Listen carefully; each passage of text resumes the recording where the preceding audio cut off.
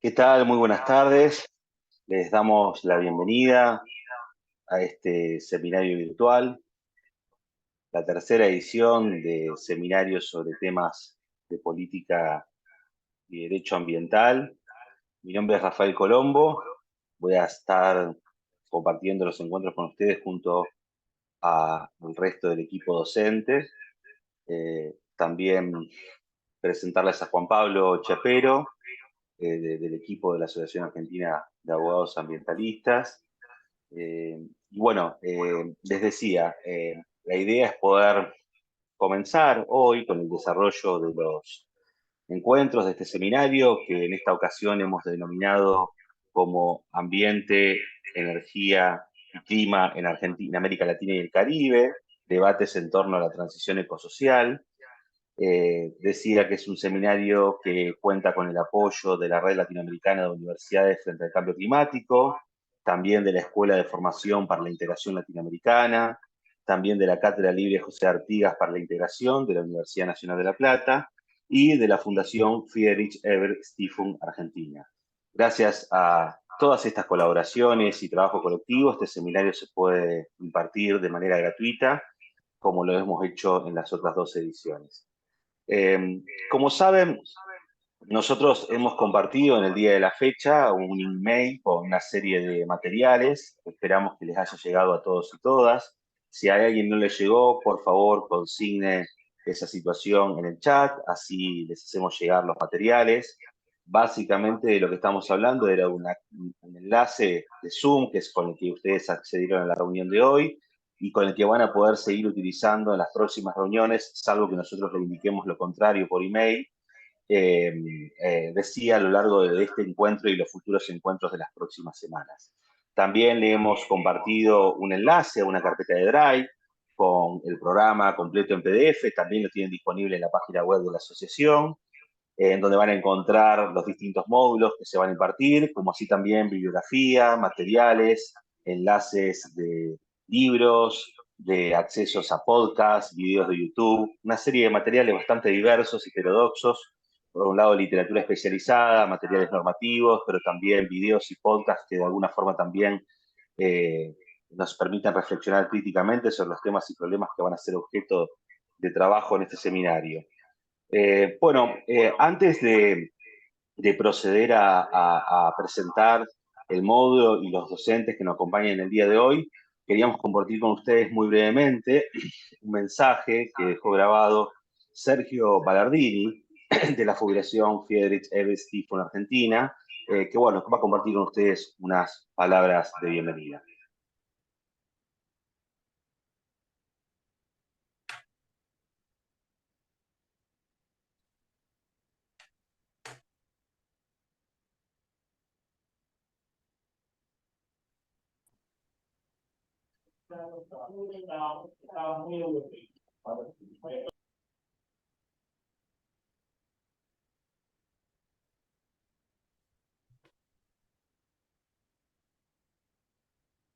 Estamos teniendo alguna dificultad con el sonido. Ahí vemos si la podemos solucionar. Es un pequeño inconveniente técnico. Seguramente vamos a intentar reproducir el mensaje de Sergio en algunos instantes. Buenas, me dan un segundo, a ver qué puede ser, y me avisan si se escucha.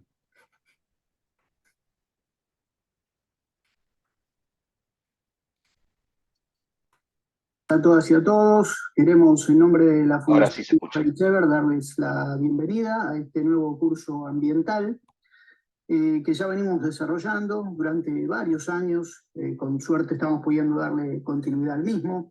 Y en esta ocasión el título del curso será Ambiente, Clima y Energía en América Latina y el Caribe, es decir, desde una perspectiva regional. Debates en torno a la transición ecosocial desde el sur global.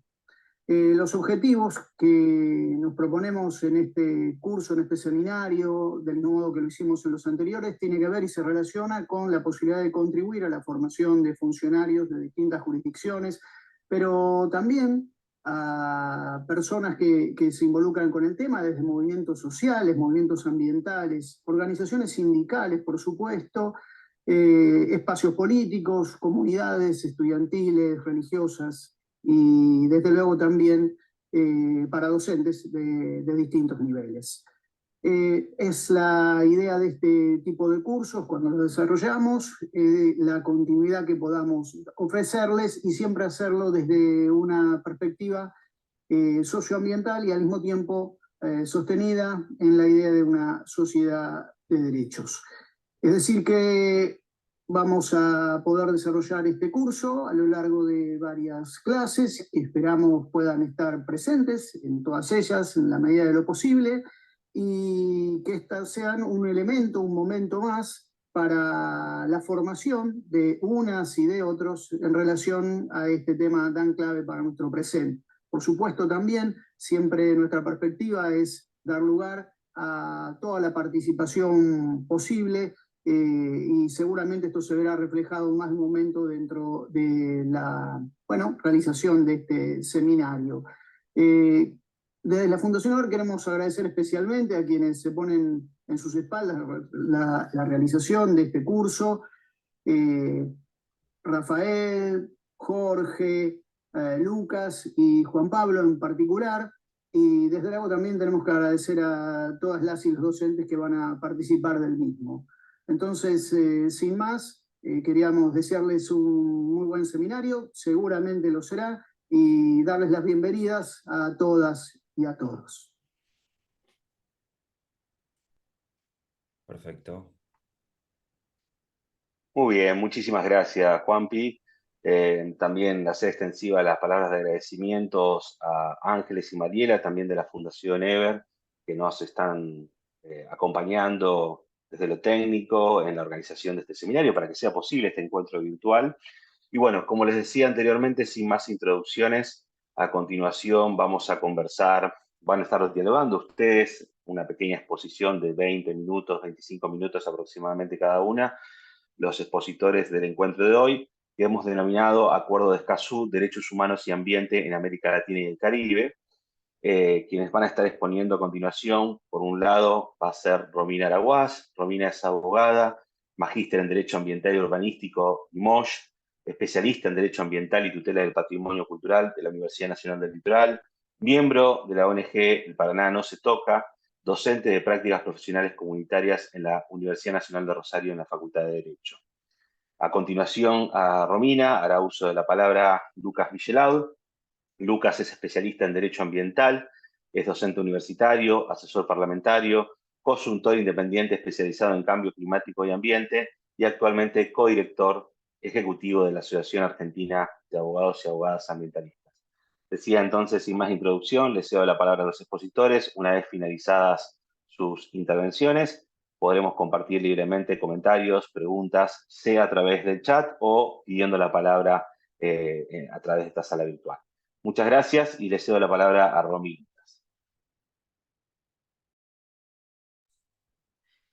Buenas tardes, perdón que tome la palabra. Combinamos con Romina de hacer un intercambio en nuestras exposiciones, así que comienzo. Primero que nada, bueno, agradecer a todas las organizaciones que hacen posible este tipo de seminarios y la continuidad, como destacaba Sergio Ballardini.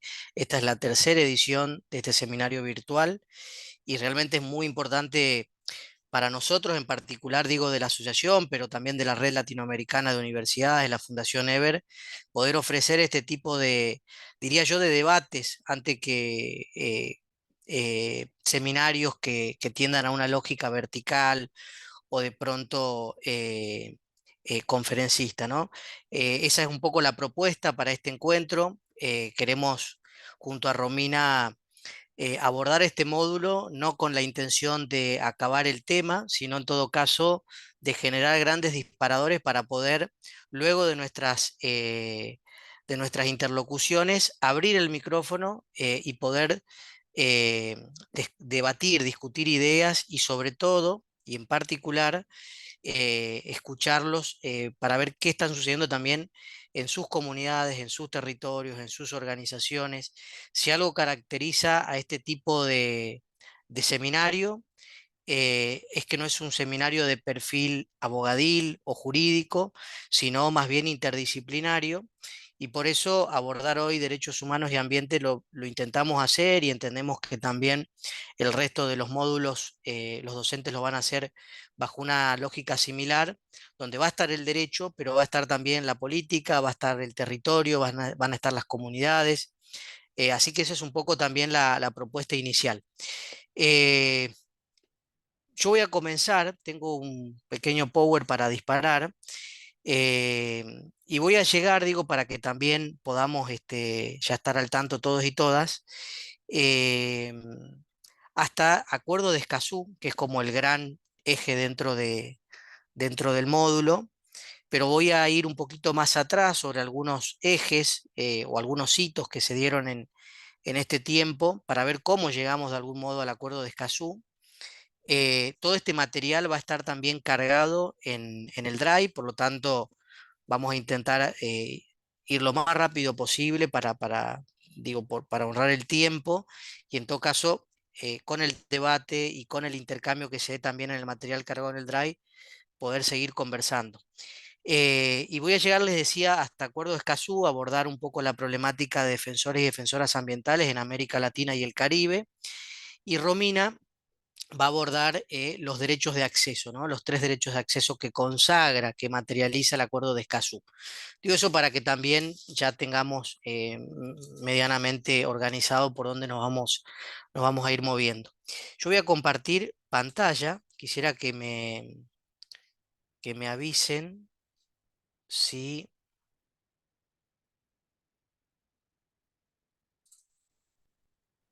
si voy bien,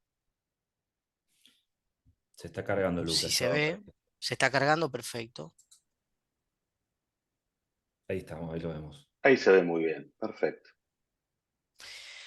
Bueno, antes de comenzar, obviamente un agradecimiento a todos y a todas los que están presentes con los esfuerzos que sabemos que significa hoy estar conectados en este horario, casi entrando prácticamente fin de semana, un fin de semana especial, ¿no? Muy, muy especial. Eh, y bueno, y la idea es que podamos, como les decía también, seguir conversando más allá de este encuentro, así que después dejaremos también a partir de nuestros mails, nuestros teléfonos, la posibilidad de seguir abiertos al diálogo y al intercambio. ¿Se ve bien ahí la pantalla? ¿Sí? Bueno, lo primero que nos parecía importante, antes de abordar la problemática en sí de los derechos humanos y el ambiente, es ponerlo en el contexto actual, ¿no? Creo que la situación que estamos atravesando hoy, estos últimos años, inclusive prepandémico, habla a las claras de que estamos en un escenario de policrisis, como se viene afirmando y denunciando desde las organizaciones socioambientales, que tienen múltiples características y que en alguna medida es totalmente transversal a prácticamente todos los módulos que vamos a ir viendo a lo largo de este curso. Y en particular a que tiene que ver precisamente con la defensa de los derechos humanos y del ambiente. La policrisis tiene como 4 dimensiones, podemos incorporar algunas dimensiones más claramente, pero la primera, quizás la que más eh, evidente está frente a nuestras narices en los últimos años, es la emergencia climática y la crisis socioambiental, ¿no? Digo, eso atraviesa profundamente la realidad latinoamericana, porque estamos, como se lo ha señalado hace muy poco tiempo, Antonio Guterres, atravesando ya la era de la ebullición, ¿no? Es decir, todas las advertencias que es desde los años 70 u 80 y con mucho énfasis de los años 90, la comunidad científica internacional venía señalando para detener, ¿no? El calentamiento global, la crisis climática, frenar, ¿no?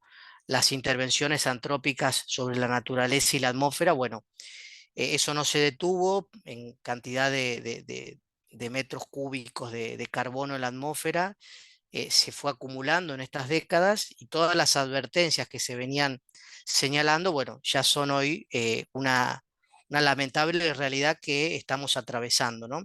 Ya tenemos 1 grado centígrado más de la era industrial o la era preindustrial, desde que por lo menos se tienen registros climáticos científicos. Y el Acuerdo de París, que no lo vamos a tratar ahora ni en este encuentro, pero va a quedar en la bibliografía, cuando se trabaja, ¿no?, este acuerdo previo al 2015, la comunidad científica buscaba detener el aumento de la temperatura del planeta, o por lo menos del calentamiento global, en 1 grado centígrado a fin de siglo, a fin de este siglo, el siglo XXI, ¿no? Y ya las proyecciones climáticas y los datos científicos dan cuenta que al 2030 vamos a alcanzar el 1,5 grados centígrados de la era preindustrial, que si no se detienen urgentemente las emisiones de carbono, en el 2050 vamos a alcanzar los 2 grados centígrados, y desde ahí hay, digamos, diferencias en los papers científicos, pero todos coinciden, todos y todas las científicas coinciden, que vamos a entrar en un posible punto de no retorno, o como denominan los científicos, punto de inflexión. ¿Qué es esto? Un aceleramiento atroz del calentamiento global, en donde algunas proyecciones hablan de 2, de 3, hasta 6 grados centígrados a fin de siglo, ¿no? Esto hace que ya el calentamiento climático antropogénico, a partir de esta elevación de la temperatura, sea absolutamente incontrolable, ¿no? Y una crisis socioambiental que es también climática, que se experimenta, ¿no?, en la atroz pérdida de biodiversidad que está experimentando nuestro planeta. Se habla de la sexta extinción masiva, ¿no?, a consecuencia del calentamiento y de la crisis climática. Esto obviamente que tiene una incidencia directa en la afectación de los derechos humanos y ambientales, o inclusive de los derechos humanos ambientales, que ahora vamos a ver un poco esta diferenciación. Bueno, podría seguir mucho más, pero es como para dejar planteado el tema. La crisis sanitaria que ven por acá todavía está presente, si bien estamos como saliendo del brote pandémico de COVID-19. Ya hay muchísimas alertas de distintas organizaciones muy prestigiosas a nivel mundial, que nos dan cuenta que estamos en cualquier momento al borde de un nuevo brote pandémico, o inclusive lo que está sucediendo ahora con el brote de los mosquitos, ¿no?, con las distintas variantes que tiene, pero principalmente del dengue, ¿no?, en toda la región del litoral, en el litoral argentino, paraguayo, brasilero, ¿no?, que tiene claras connotaciones también, eh, producto, digamos, del aumento de la temperatura del planeta, de la depredación de los ecosistemas, principalmente forestales, que son grandes fronteras, ¿no?, para contener, ¿no?, la diversidad o la biodiversidad, y frenar también los brotes pandémicos, los saltos de enfermedades zoonóticas, ¿no? Obviamente la crisis económica, que es económica y es social, que es económica y es ambiental. Digo, nosotros hacemos una vinculación directa de la crisis económica con los modelos de mal desarrollo, que ahora voy un poquito a eso, pero está como muy presente y es parte de esta policrisis.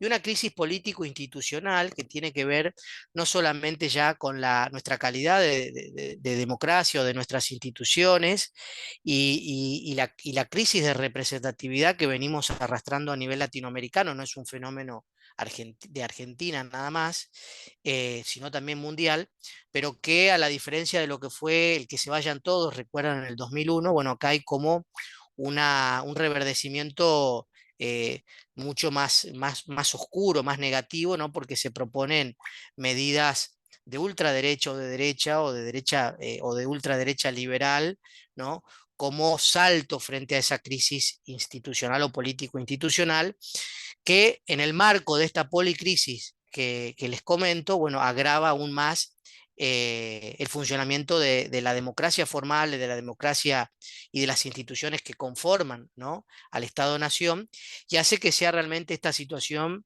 un verdadero caldo muy complejo a la hora de abordar, no solamente desde el sector, desde el tercer sector, desde las organizaciones socioambientales, sino también desde el Estado y desde el sector privado, esta problemática. ¿Cómo salimos de esto? ¿Qué hace el Estado-Nación? ¿Cuáles son las políticas públicas que se están promoviendo? Nos preguntamos, ¿no? Después nosotros tenemos algunos aportes para hacer y lo vamos a dejar un poco para el final. Pero lo que uno está observando que frente a esta situación de policrisis, inclusive cuando inició la pandemia, ¿no? Que yo siempre menciono esto, ¿se acuerdan los cisnes en Venecia, ¿no? Los delfines, perdón, en Venecia, que había como una gran esperanza, ¿no? Que la pandemia de pronto podría abrir frente a esta encrucijada civilizatoria un gran portal para hacer transiciones ecosociales justas y rápidamente nos dimos cuenta que el capitalismo verde sobre todo, y políticas extractivas iban a ir marcando también lamentablemente la salida de esta policrisis.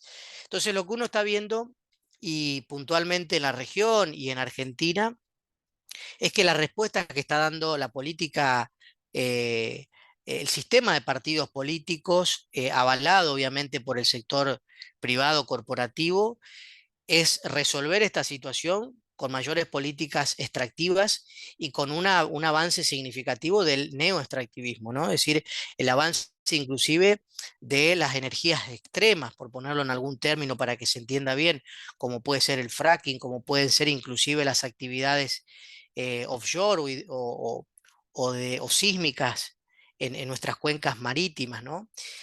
También observamos que hay una mirada neodesarrollista, ¿no?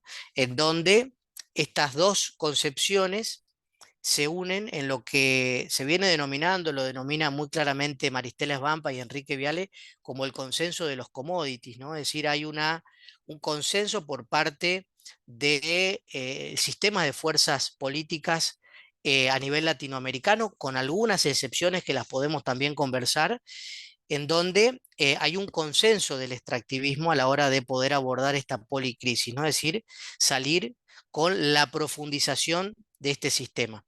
Esto está avalado obviamente por una ceguera ecológica y por un analfabetismo ambiental por parte de los decisores públicos, que en alguna medida termina siendo el diccionario sobre el cual diseñan las políticas públicas, insisto, en clave neodesarrollista, en clave neoextractivista, avalado por una ceguera ecológica en donde, por ejemplo, se pretenden abordar desde las políticas públicas la crisis climática y se apuestan en paralelo, ¿no?, a subsidiar actividades que son totalmente la antítesis a la defensa del ambiente, a la defensa de la atmósfera y el calentamiento global, ¿no?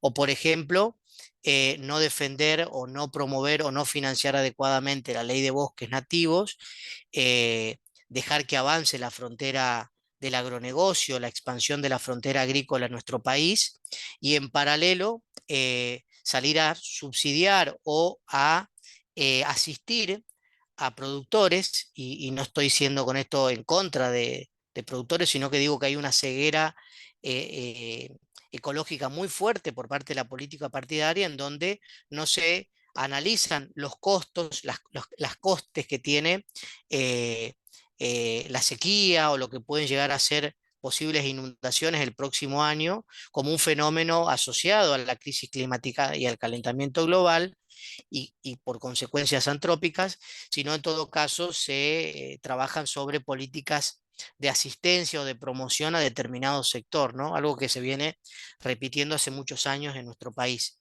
También está avalado, obviamente, por las lógicas de las utopías tecnológicas, que no son para nada nuevas, pero que se siguen instalando en este tiempo como también una alternativa para la salida de la policrisis. Y obviamente la consolidación de modelos de mal desarrollo que nosotros tenemos como muy mapeados hace muchos años, hace muchas décadas, generan grandes injusticias sociales y ambientales, ¿no? El principal mapa del extractivismo en nuestro país coincide en términos generales con los mapas de la pobreza, ¿no?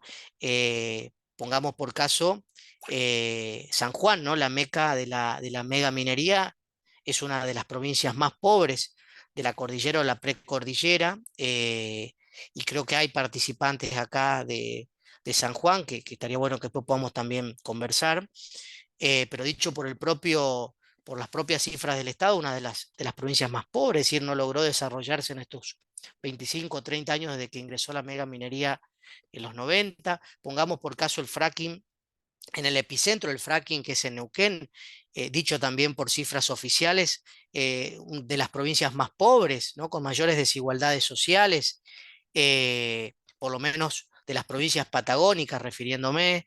Lo mismo sucede con la Pampa Sojera, ¿no? Con el epicentro del agronegocio, Chaco, Santiago del Estero y Formosa, son de las provincias del norte con mayores desigualdades, con mayores brechas sociales, ¿no? Es decir, modelos que claramente trabajan con una lógica de utilizar a los territorios como grandes zonas de sacrificio, como expoliar, ¿no? Y volver a reconfigurar a nuestros territorios como territorios al servicio de las corporaciones extractivas, y que en un mediano plazo, no en un largo plazo, terminan evidenciando altos niveles de contaminación, de afectación a la salud, ¿no? Y tantas otras consecuencias que violan directamente los derechos humanos ambientales, ¿no? Es decir, hay una estricta relación. El título también podría ser Derechos humanos y extractivismo, o Derechos humanos, ambiente y extractivismo, donde hay una asociación directa, ¿no? Entre la vulneración, la afectación de los derechos humanos básicos, entre ellos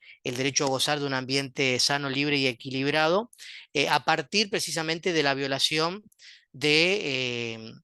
a partir, perdón, del fortalecimiento y el desarrollo de modelos económicos extractivistas, ¿no? Eh, por eso, eh,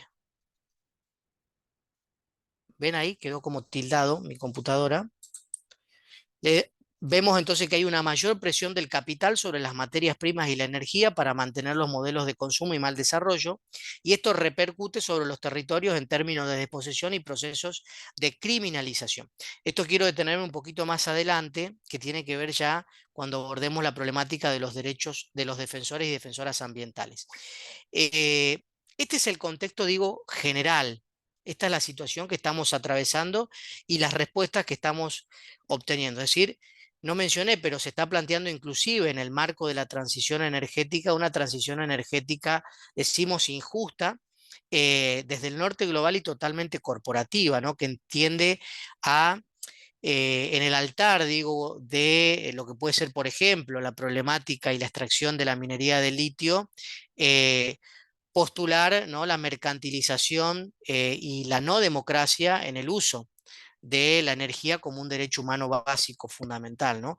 Son disputas de sentido fuertemente, ¿no? Es decir, ¿quién va a tener el uso de la energía si las corporaciones, como viene sucediendo ahora, principalmente las corporaciones petroleras, ¿no? Es decir, la industria fósil maneja hoy el mercado global de la energía, o va a ser, en todo caso, modelos de energías renovables, limpias, pero de forma popular, donde la sociedad no solamente pueda discutir democráticamente ese modelo, sino también pueda participar proactivamente en la construcción de ese diseño.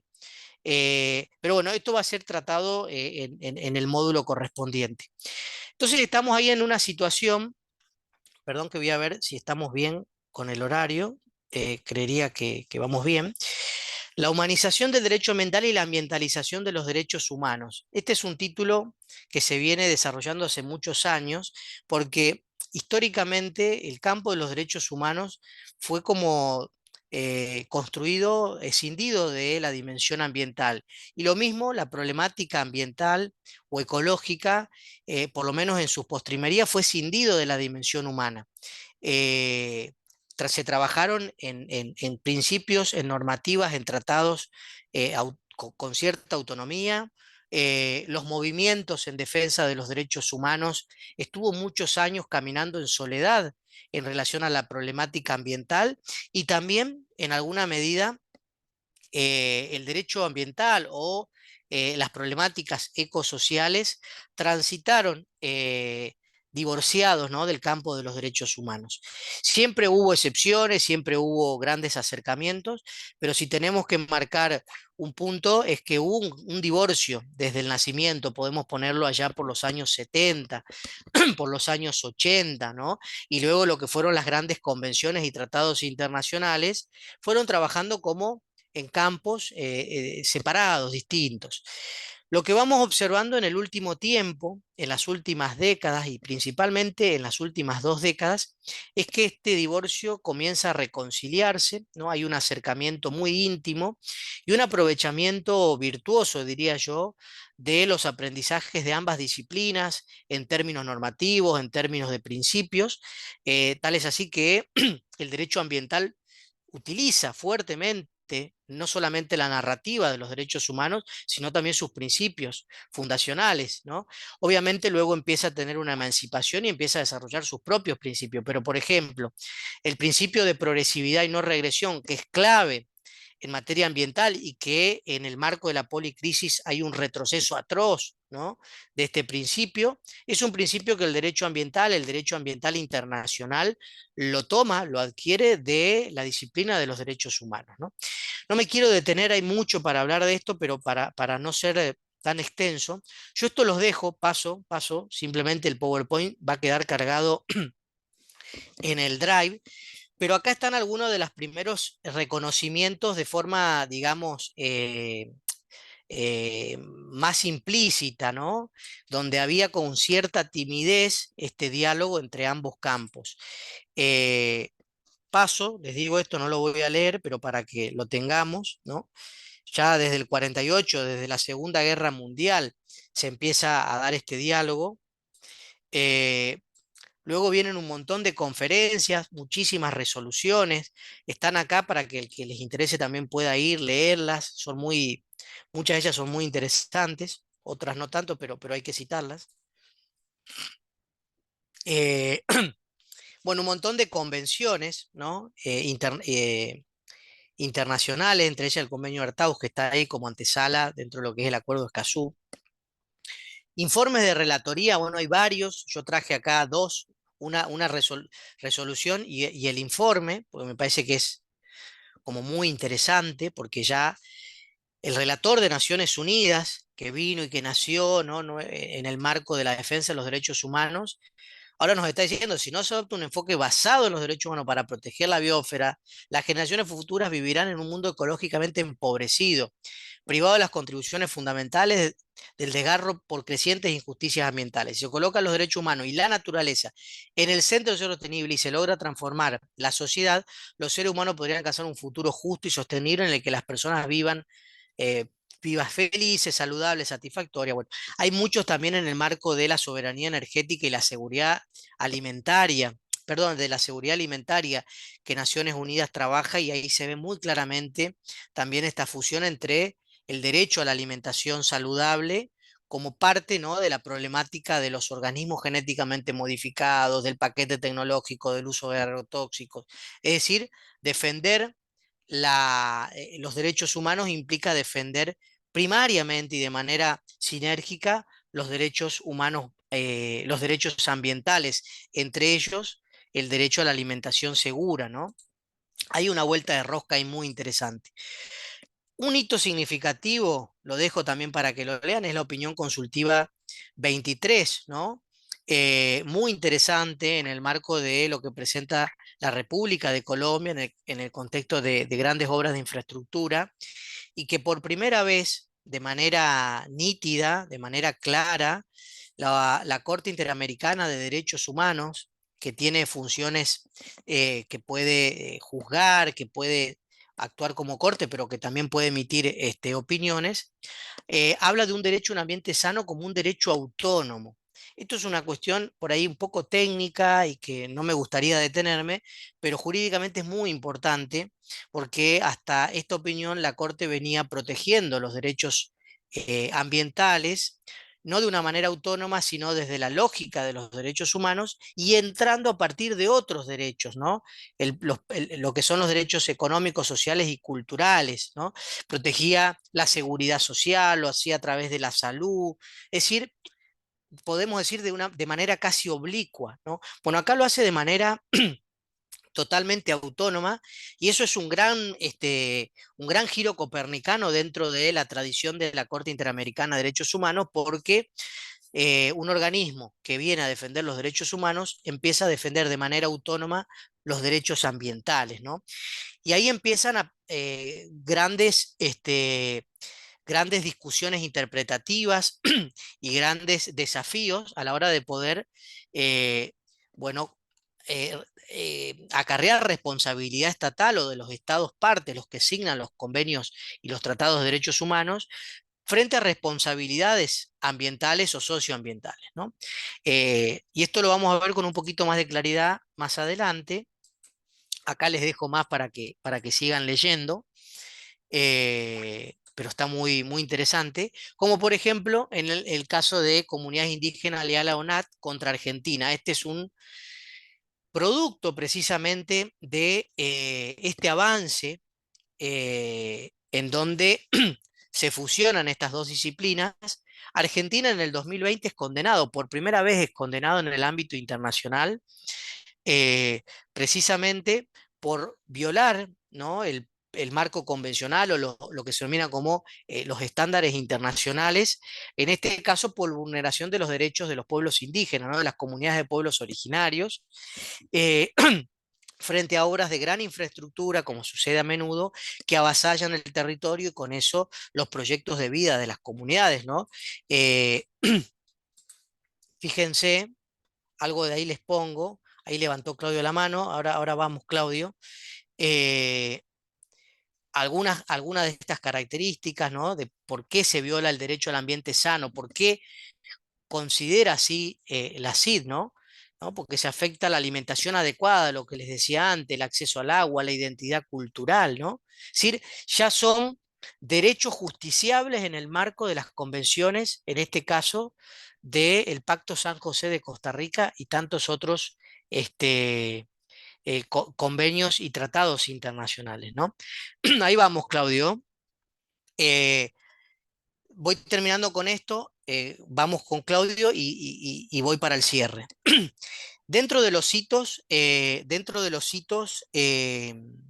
que van generando esa profunda reconciliación y fusión entre los derechos humanos y el ambiente, y podríamos incorporar y los derechos de la naturaleza, ¿no? Un gran prólogo que se está dando en los últimos años, sobre todo en Latinoamérica, con eje principalmente en Ecuador y Bolivia, pero que hay ya muchísimas normativas a nivel internacional, en donde eh, hay como hay por parte inclusive de las organizaciones ligadas históricas como la APDH, que han fijado una posición, ¿no? Es decir, de su militancia por los derechos humanos, comienzan a hacer propia la militancia de los derechos ambientales, pero desde una lógica de fusión, lo que les decías antes, ¿no?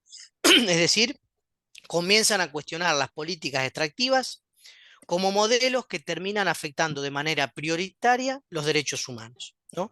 Y los derechos y defender los derechos humanos en gran medida implica hoy oponerse a modelos de base extractiva, que son altamente contaminantes, extranjerizados, corporativizados, que concentran riqueza y que generan despojo, ¿no? Lo que decíamos antes. Acá están como los lineamientos generales de la Carta del APDH. Nosotros desde la Asociación Argentina firmamos un convenio hace 2 años y estamos trabajando con la APDH de Neuquén, ¿no?, que hace muy poquitos días falleció su gran mentora, gran luchadora Noemila Brune, que lamentamos mucho su pérdida, y que ella tuvo muy en claro, ¿no?, junto con todo el equipo de la APDH, que así como se luchó durante décadas, ¿no?, contra los genocidas, ahora hay que luchar también contra las grandes corporaciones, los grandes bancos, las grandes aseguradoras y contra el Estado, que promueven estos modelos extractivos, afectando notablemente la diversidad biológica y cultural, los derechos humanos básicos, etcétera, etcétera. Eh, podríamos también mencionar, pero no lo voy a traer ahora, la encíclica Laudato Si, ¿no?, que antes de ser una propuesta de fe o religiosa, es una gran pieza científica que tiene como dato característico, es citada por la comunidad científica a la par, ¿no?, de los movimientos ligados a la fe cristiana. Eh, y lo que es también la exhortación apostólica Laudato Deum del Papa Francisco, que 8 años después de la encíclica Laudato Si, nos trae esta exhortación ahora en el marco, ¿no?, de la crisis climática, es sobre cambio climático, y la verdad que no tiene desperdicio frente a un contexto inclusive de negación climática, ¿no? Pero no lo voy a trabajar. Si le parece, Claudio, si es una pregunta, sugiero, por ahí la dejamos al final. Si es un comentario sobre lo que hice ahora, te habilitamos el micrófono. Estás muteado. Hola Lucas, ¿cómo te va? ¿Todo bien? Tanto tiempo. A la distancia. ¿Ahí me escuchan bien? Sí, perfecto. Ah, bien. No, la inquietud era que justo escuchaba que estaban hablando del tema de los pueblos originarios y demás, y el extractivismo, y mi inquietud era si a nivel mundial hay algún abordaje con todo lo que es sé que desde acá lo están trabajando desde Argentina, pero con respecto a lo que son los pueblos originarios en el norte argentino, que la están pasando bastante mal en el contexto de las empresas neoextractivistas y demás que están teniendo situaciones de violencia muy remitidos a la década del 70 con represión y todo. Si hay presentaciones hechas a nivel internacional con respecto a estos casos y con respecto al Estado Nacional también en las provincias de Tucumán, Catamarca y demás, que están teniendo casos de violencia hacia los pueblos originarios en todos los aspectos. Eso. Gracias. Estás muteado, Lucas. Lucas, estás muteado. No, le decía a Claudio que es muy bueno que traigas este tema. Creo que amerita inclusive que conversemos sobre el tiempo que tengamos. Yo lo que propongo, por una cuestión más que nada metodológica, porque me parece lo más interesante es el debate, es poder terminar, que siga Romy, y luego abrimos el micrófono y podemos empezar a discutir. Temo que por ahí si nos ponemos a contestar ahora antes de terminar las exposiciones, no logremos redondear algunas ideas.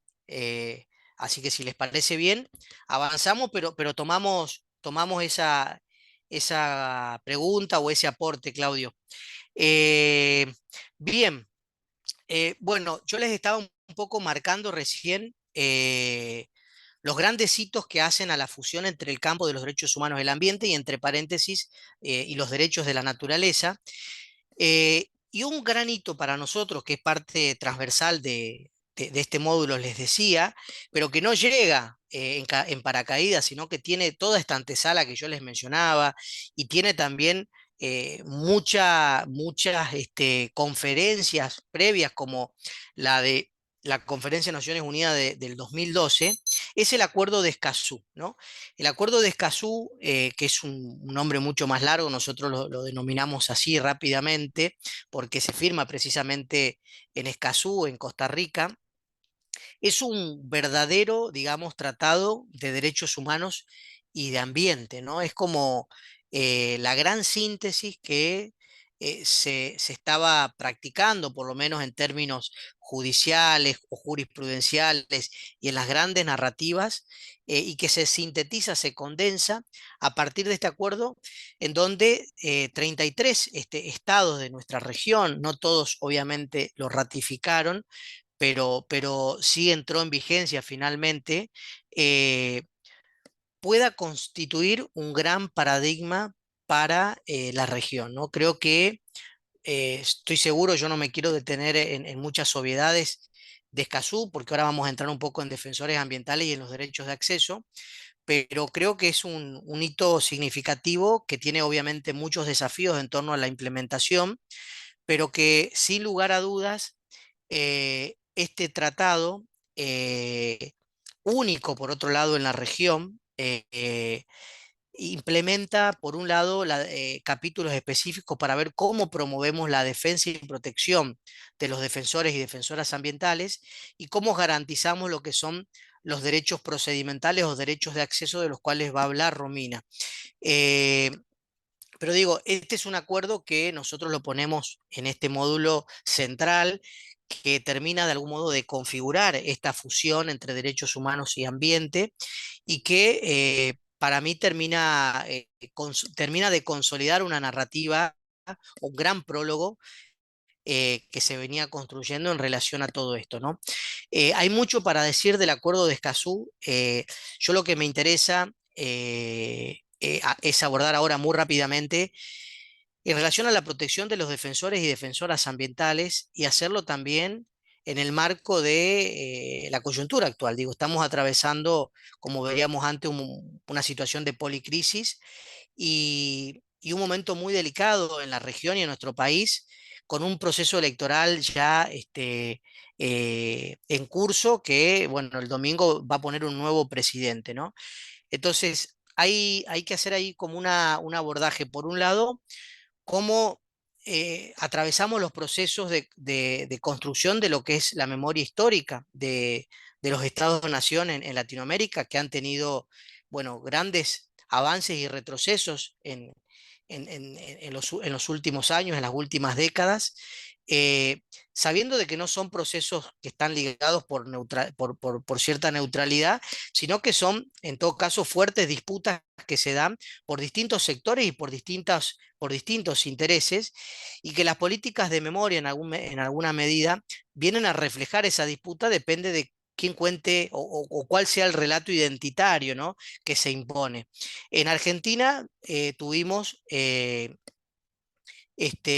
digamos, la emergencia de los grandes organismos de derechos humanos vino a la postre, ¿no?, de la peor dictadura que tuvo nuestro país y una de las peores inclusive de Latinoamérica, eh, y que hizo precisamente que organizaciones de la sociedad civil, víctimas, se organicen y militen, ¿no?, en defensa de los derechos humanos, haciendo, como les mencionaba antes, ¿no?, esta transición, ese nunca más ambiental que les mencionaba hoy, para hoy abordar las problemáticas del extractivismo y cómo eso afecta a los derechos humanos.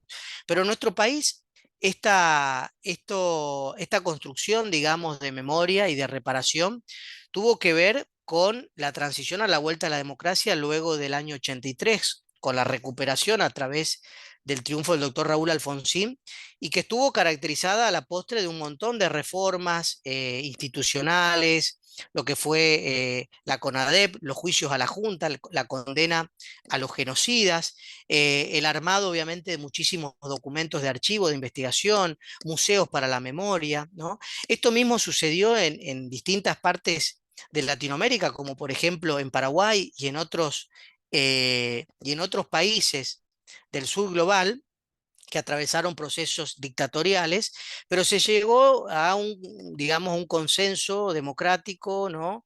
Y un consenso sobre lo que había sucedido en nuestro país. Hoy estamos advirtiendo un avance del negacionismo y ciertas políticas de olvido frente a todo lo que sucedió en la historia reciente, en nuestro caso, en el marco de los 40 años de democracia. eh, y lo que estamos viendo son un avance de movimientos antiderechos, de expresiones políticas de ultraderecha neoliberal, no solamente en Argentina, sino también en la región, que vienen en alguna medida a cuestionar no solamente la institucionalidad democrática o la democracia formal, eh, sino que también a partir de ahí la movilización social como un mecanismo legítimo para poder incidir en las políticas públicas, ¿no? Es decir, las grandes movilizaciones sociales, huecos sociales o las resistencias territoriales se dan en el marco, ¿no?, del respeto de una democracia formal y real, pero en el marco de las reglas democráticas. El avance de este negacionismo y estas políticas de olvido van generando que se empiecen a desarmar el andamiaje institucional y además, por lo que les decía en la primera parte, bajo una lógica del consenso extractivista, ¿no? Es decir, la profundización del extractivismo sobre los territorios ancestrales, sobre los territorios populares, campesinos, ¿no?, que se agravan por una expulsión violenta de los defensores y defensores ambientales que están resistiendo en esos territorios, y en muchos casos la marginalización y el desplazo de estas poblaciones, por lo general a grandes centros urbanos, ¿no? Periurbanos, que terminan ahí consolidando sus proyectos de vida totalmente despojados, ¿no? Estas luchas, estas resistencias que se dan en la región van cobrando cuerpo, van cobrando musculatura dentro de lo que son los movimientos de justicia ambiental y justicia social, ¿no? Nosotros tenemos de la Asociación Argentina de Abogados Ambientalistas una posición muy clara, que no hay justicia social si no hay justicia ambiental, ¿no? Van de la mano, son inescindibles, ¿no? Por esto que hablábamos antes de los mapas del extractivismo, de los mapas de la pobreza, ¿no? Donde hay injusticia social, hay también injusticia ambiental, y hay un montón de otras microinjusticias que se van generando, ¿no? Pero hay además movimientos que se están precisando con resistencia frente a esto, que vienen de la lucha socioambiental, con mucha presencia de juventudes, de mujeres, de diversidades, que se van oponiendo a la ampliación de la frontera hidrocarburífera, de la mega minería, de la soja transgénica, de las mega represas o los represamientos de los ríos, del agronegocio, de la expansión de la frontera de la agricultura y de la ganadería intensiva, etcétera, etcétera. Y vemos que desde este lado, frente a las respuestas que está dando el Estado, esto que caracterizábamos al inicio, desde el tercer sector, y desde muchísimas organizaciones de la sociedad civil, se van esbozando propuestas para la salida de esta policrisis, como una propuesta ecosocial, ¿no? Un cambio profundo en las relaciones y formas de producir que tiene el sistema hegemónico y que viene instalando el capitalismo liberal, y que lo hace inclusive en el marco de la policrisis bajo una lógica de capitalismo verde o de lavado ambiental, ¿no? Nosotros ahí somos parte, a través de Maristela y de Quique Viale, del Pacto Ecosocial, ¿no? Una propuesta latinoamericana que tiene un capítulo nacional, que está abierto para que se puedan discutir, para que se puedan llevar a los territorios y ofrecer también a los decisores públicos, ¿no? Pero lo primero que hay que hacer, entendemos con mucha humildad, hay que pensar en estos tiempos la memoria colectiva como una clave no solamente para defender el régimen democrático, que creíamos hasta hace muy poco tiempo había un consenso generalizado y que pareciera que está roto, sino también como una herramienta para el fortalecimiento del movimiento socioambiental, para la defensa de los derechos humanos y del ambiente, ¿no? Es decir, orientar la radicalización de la defensa de la democracia en términos de un nuevo paradigma que nos permita no solamente defender el sistema democrático, la institucionalidad democrática, sino también preservar todo lo vivo, ¿no? El mundo de lo vivo, garantizar la democracia real, la participación real, la solidaridad, la interdependencia entre la naturaleza y la sociedad, ¿no?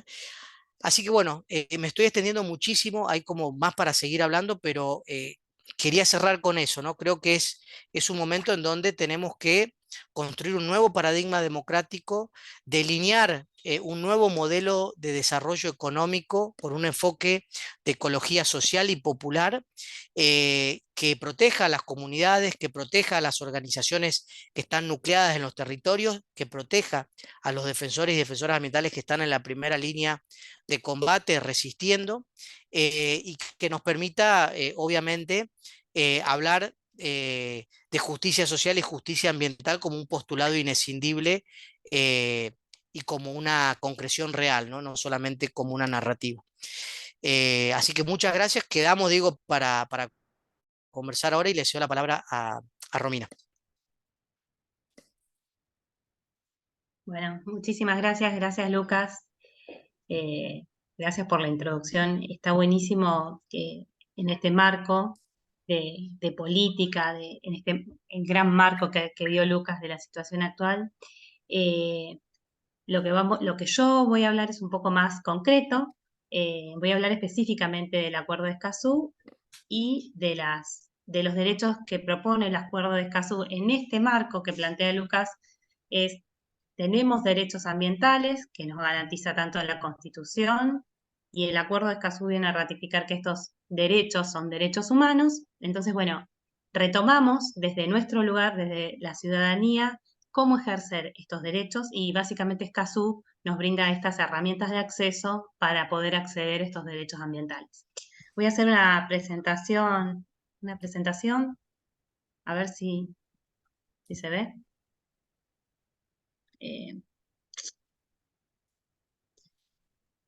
¿No? Que yo, ahí está. Ahí está. Se está cargando, Romy. Sí, se ve perfecto. Dale. Presentar, pero vamos a presentar desde la presentar. Ahí va. Te había preparado una presentación. Ahí está. Buenísimo. Bueno, el acuerdo de Escazú, bueno, yo vi que había gente. Ahí está. El acuerdo de Escazú es un acuerdo que se da dentro del marco de América Latina, en el ámbito de la CEPAL. Vi que había gente que no es de Argentina. Yo voy a hacer pequeñas referencias, además de a Escazú, a la implementación y al juego de las normas de Escazú, además con la normativa local. Porque los derechos que garantiza este tratado internacional luego son implementados en los estados nacionales y hay que ver este juego de normativas. Yo voy a hablar específicamente algunos puntos sobre Argentina, pero bueno, es para tener una referencia. Escazú, además de hablar de los defensores ambientales y hacer este marco de referencia de protección de los defensores ambientales, habla de 3 derechos de acceso fundamentales para la protección del derecho humano al medio ambiente. El primer derecho de acceso, que ahí veo que está mal escrito, información, el derecho a la información ambiental, que creo que es el más importante de todos, y ahora vamos a hablar por qué, el derecho a la participación en materia ambiental y el derecho al acceso a la justicia ambiental. Estos son los 3 derechos de acceso que son fundamentales y que son los que garantiza Escazú, que seguramente si alguna vez hablaron de derecho ambiental, es el acuerdo más importante al que ha suscrito nuestro país y el acuerdo de mayor relevancia. Sobre todo, creo que es el primero que explícitamente dice, además de la resolución que habló Lucas, la 23 del 17, de la Corte Interamericana, pero este es el primer acuerdo internacional que suscriben y ratifican los estados y plenamente vigente que reconoce al derecho ambiental como un derecho humano. El primer acceso al que hace referencia Escazú es el acceso a la información ambiental. El acceso a la información es un derecho de los ciudadanos de requerir información ambiental a su Estado a través de lo que nosotros llamamos el AIPA, acceso a la información pública ambiental.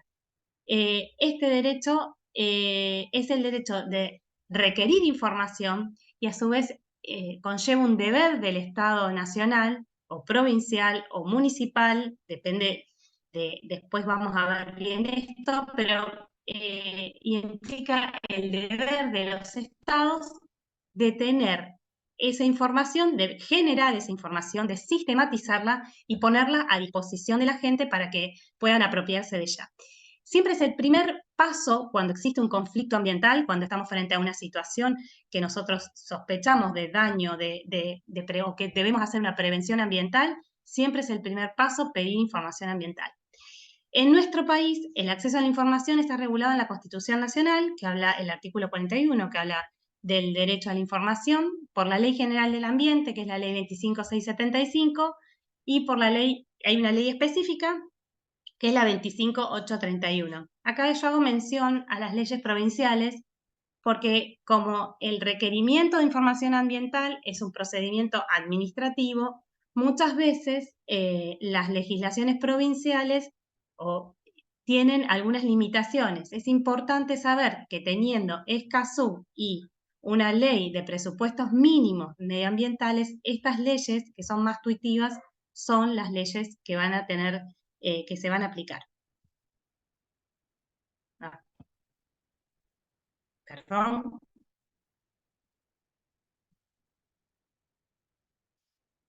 Ahí. Esto que decía, la información pública ambiental siempre es el primer paso cuando tenemos enfrente una situación ambiental problemática, una situación ambiental de riesgo, o aun cuando existe una incertidumbre, lo primero que se debe hacer es cuestionar, preguntarle al Estado como ciudadanos, en nuestra función, preguntar qué es lo que está pasando. El Estado tiene obligación de dar esa información. Para realizar este pedido de información es muy importante siempre tener en cuenta y previo a realizar el AIPA, el pedido de información, determinar qué autoridad es competente. Y esto en un país federal como el nuestro muchas veces es complicado porque la naturaleza no respeta la arbitrariedad, los límites impuestos por los límites políticos. Entonces, bueno, es importante determinar para que no sea desechado directamente o negado el acceso a la información, determinar cuál es la autoridad a la que nosotros debemos referir el pedido de información ambiental. Y otra cuestión que es importantísimo también para que no se rechace esta petición es ser preciso en las peticiones.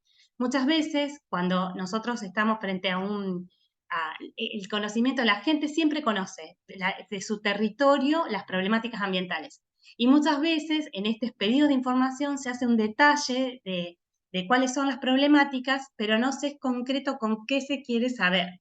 Entonces tenemos que ser precisos porque además muchas veces la información que se requiere es técnica y tiene que ver muchas veces con temas científicos o con temas técnicos que nos exceden, pero hay que ser muy preciso en esto, en qué se está pidiendo. Acá quería destacar que existe por la Ley General del Ambiente un Sistema Nacional Integrado de Ambiente, o sea, Nación, a través del COFEMA, ha creado esta organización de información que me parece que siempre es importante consultar, que tiene datos genéricos, pero que son bastante interesantes sobre la información sobre bosques, sobre cambio climático, sobre datos generales que es importante retomar antes de realizar una consulta, tener ese margen de información previo. Bueno, Escazú habla del acceso a la información ambiental como un derecho público. De toda la información, acá habla el acuerdo del Estado. El Estado debe poner a disposición no solamente la información que tenga en su poder, sino en su control o custodia. Esto también habla de que muchas veces el Estado puede tener a su disposición información que pertenece a terceros, esto de la custodia. Muchas veces puede tener información que pertenece a privados. Entonces, en este marco, Escazú abre una puertita a la información que, a pesar de no pertenecerle, que puede tener en custodia como estudios de impacto ambiental, también debe exponerlas, debe presentarlas a la información. Un principio fundamental respecto del acceso a la información es la máxima publicidad. Es decir, los criterios de denegación deben ser explícitos, deben ser restringidos. Frente a la duda se debe presentar, se debe dar la información. Otra cuestión que es muy importante y que esto muchas veces es vulnerado, todas estas cuestiones en la práctica presentan dificultades, pero es importante conocer los derechos para poder hacerlos valer, ¿no es cierto? El particular no debe demostrar ningún interés. Es decir, que cualquier persona puede pedir información ambiental aun cuando no se vea afectado, damnificado, no haya visto ningún daño en su salud, no haya visto, ni es necesario, como muchas veces se pide, generalmente se pide la acreditación de ser vecino. La Convención de Escazú habla de que no es necesario demostrar interés alguno. El ambiente nos pertenece a todos y ese es un interés legítimo y el único interés que debemos hacer valer. Y esto, el Estado debe informar si está en su poder la información y cuando no tenga la información disponible, también lo debe dar a conocer.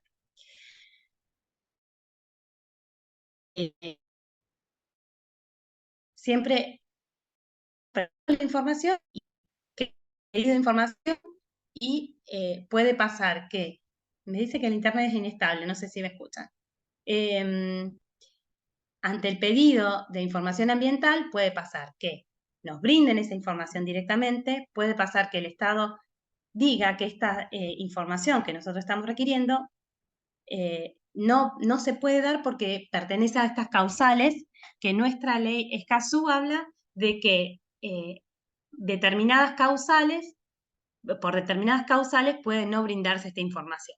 Entonces puede negar la información ambiental por las causas que prevé Escazú, salvo que exista una disposición interna. En nuestra ley nacional dice que se puede denegar acceso a información ambiental por causas de defensa nacional, seguridad interior, relaciones internacionales, que la información esté en procesos judiciales, que sea un secreto industrial, que sea confidencial, que sea científica o no publicada, o que sea imprecisa o secreta por ley. Imprecisa es por eso que hacía hincapié en esto de la precisión. Lo que pasa siempre, generalmente, es que el Estado no brinda la información. Transcurrido el término, que es igual en Escazú que en nuestra legislación nacional, que es de 30 días hábiles, lo que termina ocurriendo es que el Estado no la deniega, no la brinda, no brinda una causal de denegación, tampoco la da, y lo que hace es dejar transcurrir el tiempo sin que esa información se brinde. Eso es lo que pasa generalmente. Siempre ante la negativa o ante que se brinde la información de manera incompleta o ante la omisión del Estado de entrega de la información, siempre se debe poder recurrir. Siempre debe haber una instancia administrativa y en última instancia judicial para poder hacer que esa información sea brindada. En nuestro país, la Ley de Información Pública dice que se debe acceder a esa información por el procedimiento sumarísimo, el procedimiento más breve que posea la legislación local o de la que se trate, del proceso si es regional o nacional. La información debe otorgarse en el formato que se solicitó, en un plazo que no debe ser mayor de 30 días hábiles, no debe generar costo alguno, salvo el que sea de impresión de material o que signifique el envío de la documentación. Y bueno, esto que hablábamos, que el Estado tiene el deber de generar esta información, y tanto en todos los accesos habla de las personas en situación de vulnerabilidad y el trato especial respecto de ellas. No sé por qué me sale esa línea. Respecto de la segunda línea de acceso, sobre la que habla Escazú, es sobre la participación pública. Es decir, y en esto entran en interrelación. Necesitamos información para poder participar. Todos estos derechos, y además necesitamos información y participación para luego poder llevarlo a una instancia de justicia, ya sea de judicialización o en una etapa administrativa. Pero estos tres accesos terminan interconectándose. Escazú habla sobre el segundo derecho de acceso, que es el derecho a participar. Habla que este derecho debe estar presente desde el inicio del proyecto, debe darse información para participar, debe darse información clara, oportuna, comprensible y que sea debidamente considerada. Nuestra ley nacional dice que la información puede no ser tenida en cuenta. Acá Escazú es un poco más amplio y usted usa esta expresión que debe ser debidamente considerada. Nuestra ley dice que no es vinculante. Entonces, ante la duda, siempre para tenerse en cuenta en las audiencias públicas, cuando se realiza, tratar de utilizar Escazú para que sea debidamente considerada la participación ciudadana. Y además la participación, dice Escazú, debe estar presente en todas las etapas del proceso, en todas las tomas de decisiones, en las revisiones, reexaminaciones, en los proyectos, actividades y en todo proceso de autorización ambiental. El Estado tiene el deber de reconocer quiénes van a ser las personas afectadas y que tienen que tener esta participación y promover su participación. Distinto de lo que pasa en la realidad, que muchas veces el Estado trata de hacer estos simulacros de audiencias, de participación. Lo que pasaba antes era que era omitida esta instancia de participación Entonces nosotros cuestionábamos siempre cuando se cuestionaba un estudio de impacto ambiental, cuestionábamos, bueno, no se realizó la instancia de participación obligatoria. Lo que está pasando ahora es que los estados están como poniendo más pinos y realizan estas etapas de participación y son simulacros de participación. Nos ha pasado en audiencias públicas, si quieren después hablamos sobre eso. Los estados deben informar previamente y esta información debe ser en lengua nacional, en lengua clara, debe ser accesible, debe ser con anticipación suficiente, no se puede brindar un estudio de impacto ambiental a lo mejor de 3.000, 5.000 páginas en inglés para que la gente pueda opinar o para que la gente pueda participar. Eso no es participación. La participación debe ser accesible por sobre todas las cosas. La información para participar. En nuestra legislación es la ley 25675, la Ley General del Ambiente, la que habla de esto de que de los procesos administrativos, de la participación en procesos administrativos, pero tiene esta limitación de no ser vinculante. Y habla de que debe realizarse en los estudios de impacto ambiental, planes, programas de ordenamiento ambiental y evaluación de resultados. Vuelvo para atrás. El tercer derecho de acceso del que habla Escazú es el acceso a la justicia ambiental, tanto en instancia judicial como en instancia administrativa. Es decir, que lo que nos dice Escazú, una vez que tengamos la información y cuando exista necesidad de llegar a la justicia porque obtenida la información estamos viendo una violación de los derechos ambientales, nosotros tenemos el derecho de poder recurrir a una instancia de justicia. Y en esa instancia se puede impugnar y recurrir. La Ley General del Ambiente también habla sobre este derecho de participación y acá. Los órganos estatales de justicia deben tener órganos especializados y procedimientos efectivos y oportunos para hacer efectiva la justicia ambiental. Los estados deben garantizar que existan tribunales con especialización en materia ambiental, cosa que no pasa. Generalmente no existen órganos especializados, creo que en esto nos falta un largo recorrido. Y sí se están afinando cada vez más procedimientos ambientales que no deben tener costos prohibitivos, uno llama a la gratuidad de estos procesos para que todas las personas puedan participar y puedan recurrir a la justicia. También, respecto de quiénes pueden acceder a la justicia, la legitimación activa debe ser lo más amplia posible. Denegar recursos ambientales, acceso a la justicia ambiental por cuestiones de legitimación activa es algo que ya es impensado y sin embargo se sigue realizando.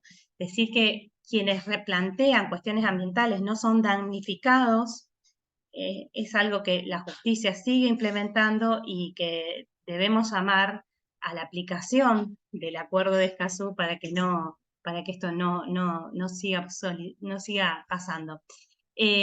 También lo que se trata de que los procesos tengan siempre una instancia cautelar. La instancia cautelar debe ser aquella que prevé la protección del derecho ambiental y sobre todo la materialización de los principios fundamentales de prevención y de precaución.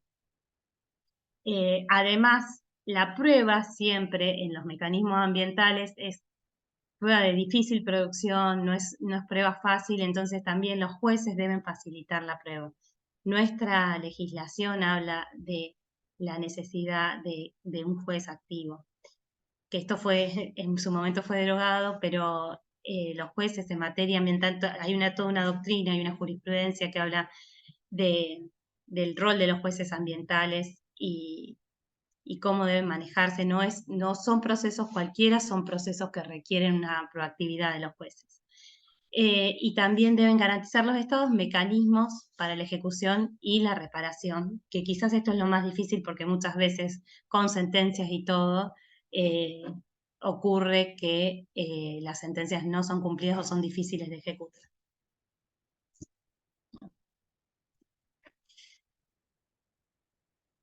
Bueno, nuevamente acá dice que el Estado debe garantizar el acceso a las personas vulnerables.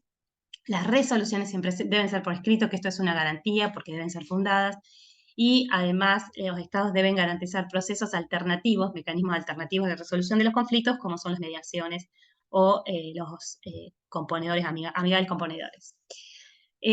También nuestro artículo 41 y el artículo 43 de la Constitución Nacional hablan del derecho al amparo y el derecho al medio ambiente, el artículo 41, y el derecho al acceso a la justicia a través de un mecanismo en particular, que es el del amparo ambiental. Y la ley 25675, que es la Ley General del Ambiente, garantiza el acceso a la jurisdicción por competencias ambientales sin restricción. Y también ordena a los jueces disponer medidas necesarias para ordenar, conducir y probar los hechos dañosos, que esto es lo que hablábamos de la proactividad que deben tener los jueces en materia ambiental. Bueno, por último, espero se haya entendido más o menos esto de los mecanismos. Lo que quería dejar como una reflexión es que tenemos estas herramientas en un sistema democrático, no se agota con el acto eleccionario, sino que debemos tener conocimiento, debemos participar, debemos hacer una defensa del ambiente y debemos reclamarle al Estado también un rol de beneficiario de los derechos humanos y garante de los derechos humanos y sobre todo los derechos ambientales. Y esta es no solamente nuestro derecho, sino también tenemos la casi obligación de defender nuestro ambiente, y así lo dice la Constitución en el artículo 41. Así que, bueno, esa es el final de la presentación.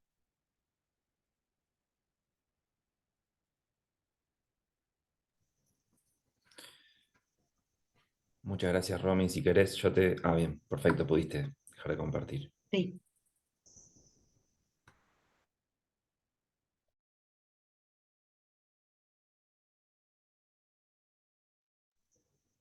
Bueno, dado que concluyeron las exposiciones, si les parece, podemos abrir el foro para hacer algunas consultas, preguntas. Insisto, pueden pedir la palabra, prender el micrófono, si también colaboran prendiendo las cámaras para que podamos vernos los rostros, aunque sea por unos minutos, y mitigar un poco el exceso de pantalla, compartiendo quiénes están detrás de cada una de las cámaras. Estaría buenísimo. Después también queremos hacer una foto de todos y todas los presentes.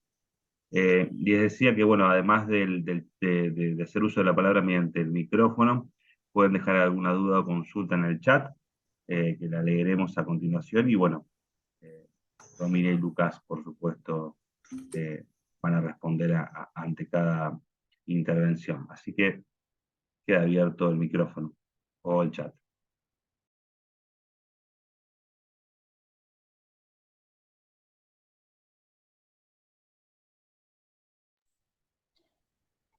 Buenas tardes, perdón que moleste, me meto yo, Claudio, desde Ushuaia. Escuchaba recién con respecto al acuerdo de Escazú, que hablaban sobre la ley de libre acceso a la información ambiental y demás, y siento que en los últimos años en muchas cosas, tanto a nivel nacional como a nivel provincial, estamos siendo bastante reprimidos con el libre acceso a la información ambiental. Y sobre todo cuando estamos frente a gobiernos totalmente extractivistas como lo que estamos teniendo en los últimos tiempos, ¿no? Bueno, nosotros salimos de una lucha para evitar de que se impusiera la industria de la salmonicultura en Tierra del Fuego con un tratado, con un trabajo binacional, tanto el lado chileno como argentino, y ahora seguimos en la lucha acá con respecto al Atlanticazo para que no se instale la planta Fénix en Tierra del Fuego. Y cada 4 de cada mes, acá los compañeros luchan para eso. Y escuchaba esto de las audiencias públicas, y justamente mañana en la radio vamos a tener una entrevista con los chicos del Atlanticazo, porque la audiencia pública que va a ser es bastante cómico, no es vinculante y encima va a ser de forma remota.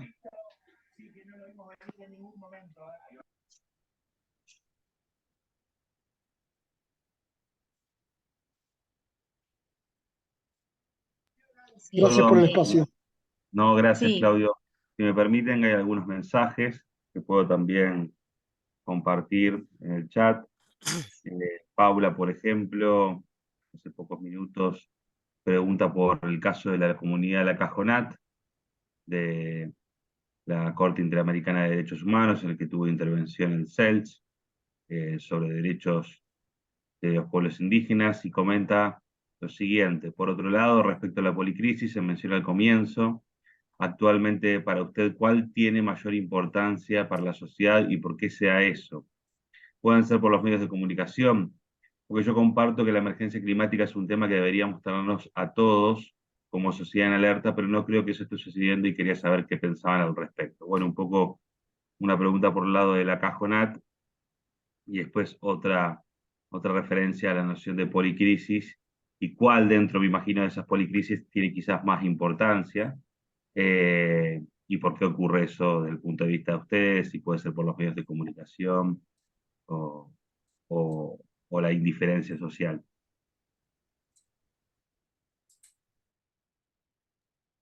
¿querés hablar? ¿Querés contar?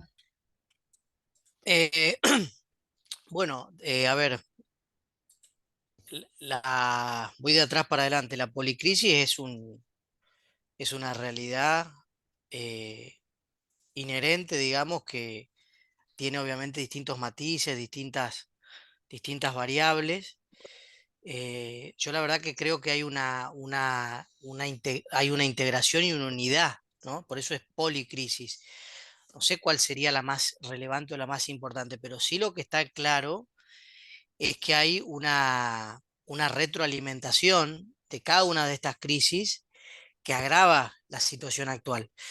Eh, por ejemplo, la crisis bélica entre Rusia y Ucrania agrava claramente la policrisis que conversábamos al inicio, ¿no? Es decir, agrava la crisis ecológica, la crisis climática, porque la crisis bélica dejó de ser un problema entre dos estados, abrió un debate en torno a la transición energética, y ese debate, en lugar de ser un debate ordenado, democrático, eh, pensado desde el sur global, en nuestro caso, terminó generando un crecimiento exponencial de las políticas extractivas ligadas al extractivismo energético o el colonialismo energético. Entonces, se avanzaron proyectos mineros, avanzaron la minería metalífera y la minería de extracción de litio. Eso además se hace más allá de la técnica que uno puede estar a favor o en contra. Nosotros obviamente que evaluamos los impactos ecológicos y sociales, se hace totalmente de forma corporativa, con capitales transnacionales en su enorme mayoría, eh, sin dejar a valor agregado, con matrices legales que fomentan el despojo, es decir, la ley de inversiones extranjeras en la minería. eh, el extractivismo fluvial sucede lo mismo, en el agronegocio sucede lo mismo, eh, donde ni siquiera se deja un valor agregado en origen, ¿no? Entonces, la crisis es ecológica y es social y es económica, esa triple dimensión histórica, y que después hay un montón de factores que se agravan. Lo que está claro es que no hay hoy una política desde el Estado que se esté planteando de forma abierta y democrática para cómo pensar los escenarios de transición, ¿no? Es decir, cómo salir del actual modelo productivo extractivista hacia un modelo que se integre, ¿no?, con la naturaleza, y que genere otros niveles de igualdad y de desarrollo social, antes de individual o antes de, de personal, ¿no?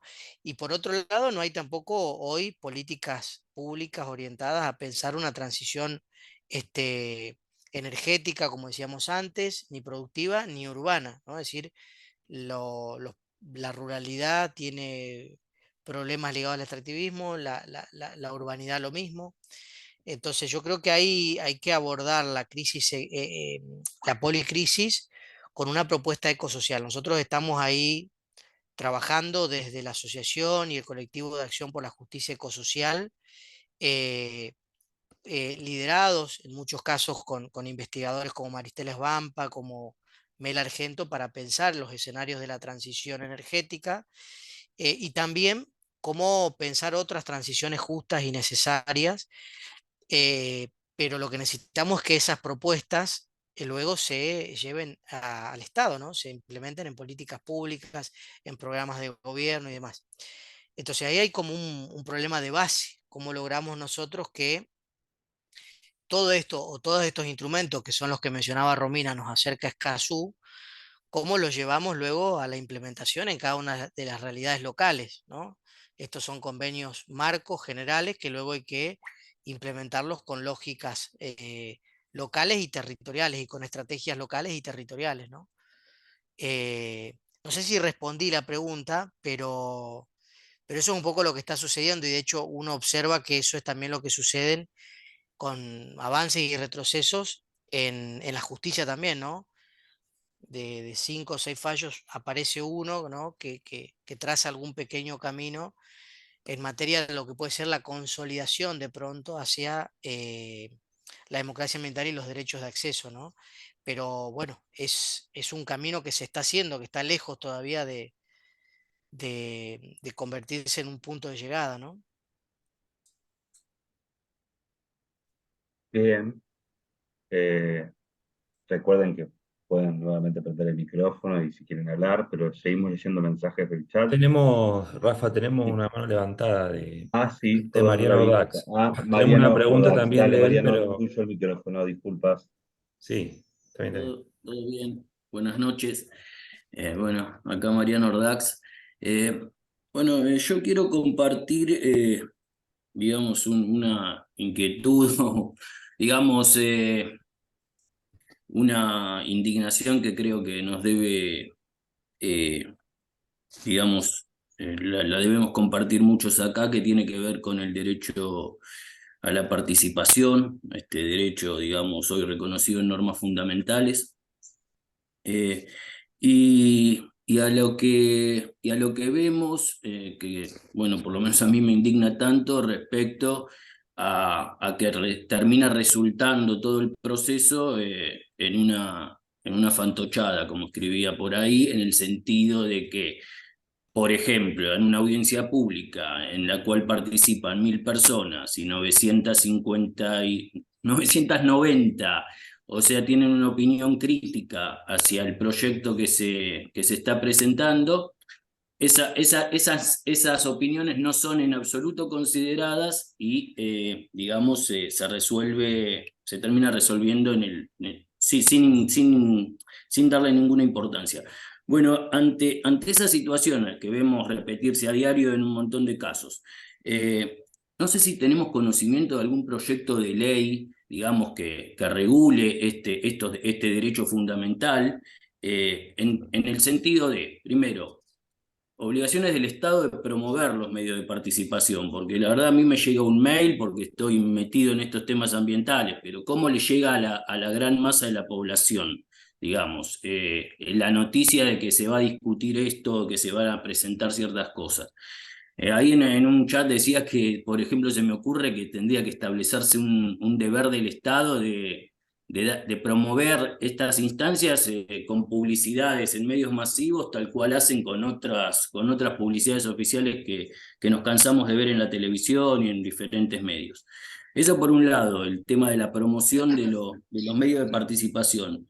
Y por el otro lado es que se regule de algún modo, que tengan que considerar, no digo, ni siquiera digo vinculantemente, pero que por lo menos tengan que dar digamos, una respuesta fundada de por qué resuelven en determinado sentido cuando hay tantos elementos en el marco de participación ciudadana que están pidiendo otra cosa.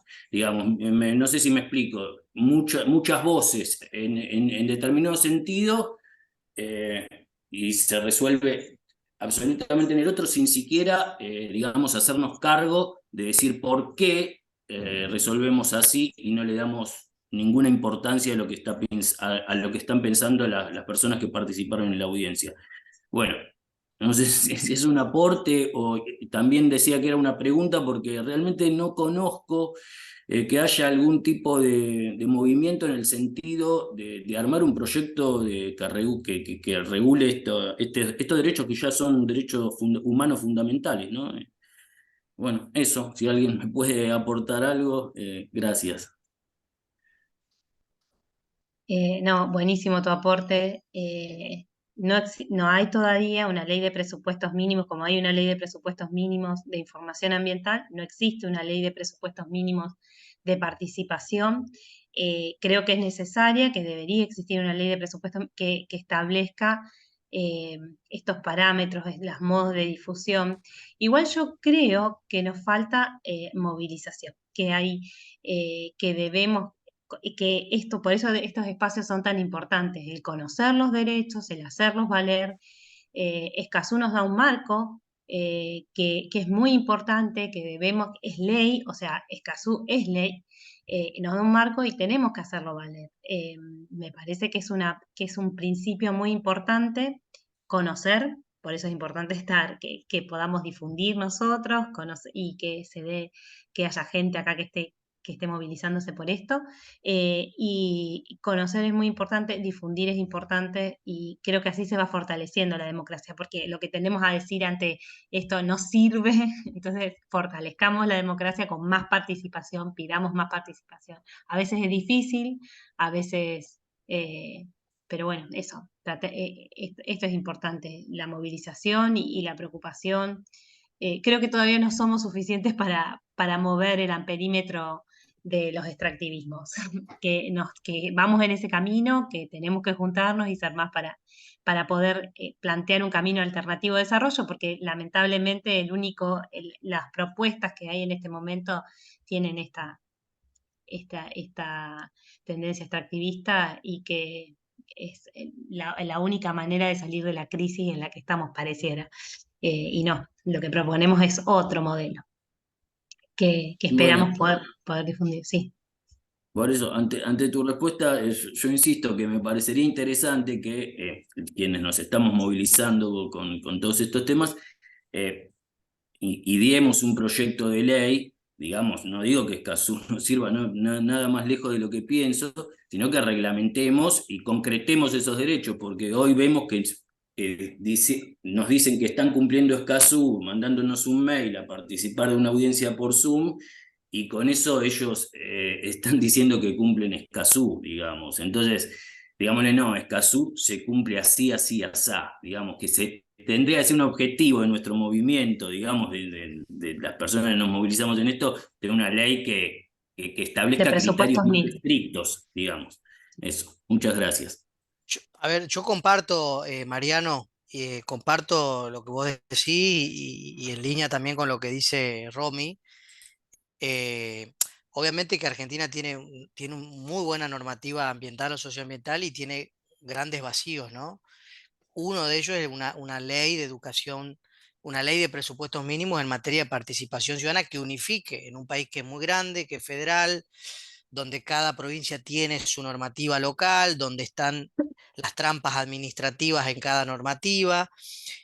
No tenemos una ley de estudio de impacto ambiental tampoco nacional o federal, entonces hay que ir a ver cómo pondera cada proyecto extractivo, cada administración pública local o provincial. Ahora, en Argentina perecieron cerca de 8 o 9 proyectos claves en los últimos años, en donde queda en claro que no solamente alcanza con presentar un proyecto o diseñar un proyecto que es sumamente necesario, sino es acompañado de esto que decía Romy, una fuerte movilización popular, ¿no? Y en Argentina hay ejemplos claros como es el Mendozazo.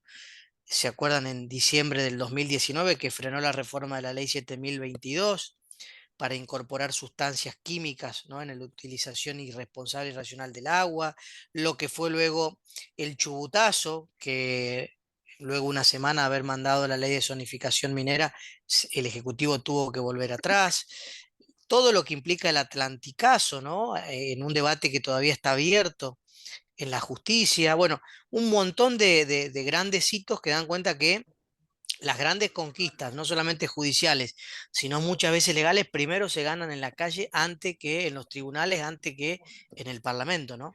Y eso está, digamos, enlazado directamente con una cuestión.